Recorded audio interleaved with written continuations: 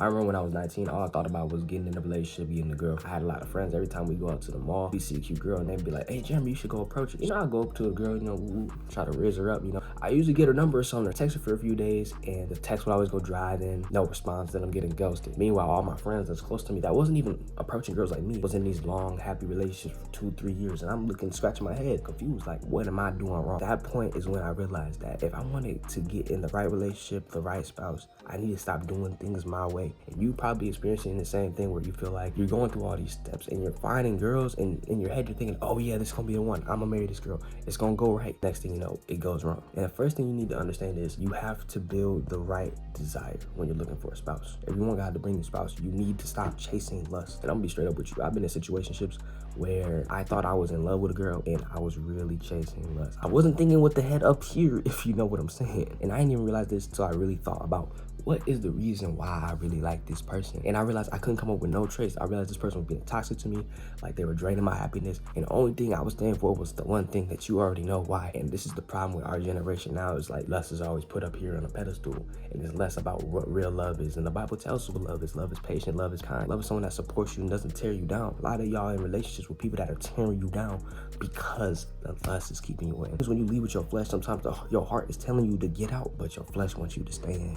But when you lean on God and trust him, you'll stop looking at relationships from such a worldly point of view. Because the Bible says in James 4 verse 4, anybody that's a friend of the world is an enemy to God. And the next thing is showing interest. I remember when I was starting to get on the right track with God, I automatically thought the perfect girl was going to just fly from the sky over to my arms. You know what I'm saying? But the whole time, the only thing I was doing was sitting and waiting.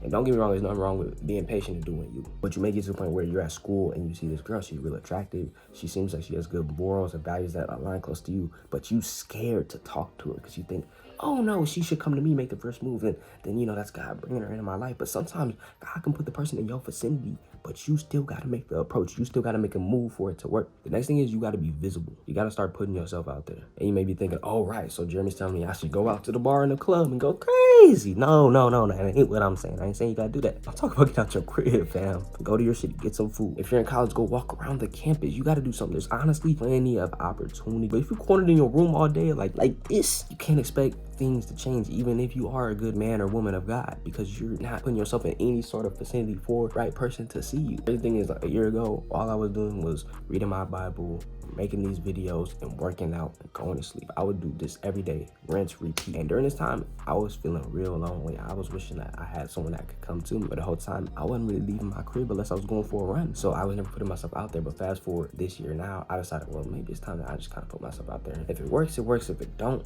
then it is what it is. You know what I'm saying? Like God's will be done. That's when I finally met my girlfriend, and we have a really great relationship. And it's all because I went out my way and approached someone that seemed to be on the same wavelength as me. You gotta do that sometimes. So it's when you feel like you're ready in your mind, you got the right intentions, you know what your standards are, then it's okay to go out there and try to see if you can find somebody. And the next thing for God to bring you your future self is you do not want to settle. I remember so many times where I get in these situationships with different girls with different values than me, and I already knew it from the jump, but I did it anyway because I didn't care. I was lonely. I just wanted someone to fill my void. And every time I had to end up breaking it off with them, or ended up very toxically because I got attached in the wrong ways, thinking about the wrong things. I know you've been through this exact same thing. Don't even sit here and cap to me, bro. So if you're watching this and you're very eager to find that right person, that spouse, do not jump always at the first person that you see, the first person that may seem somewhat alike to you. You want to make sure that they align with your life.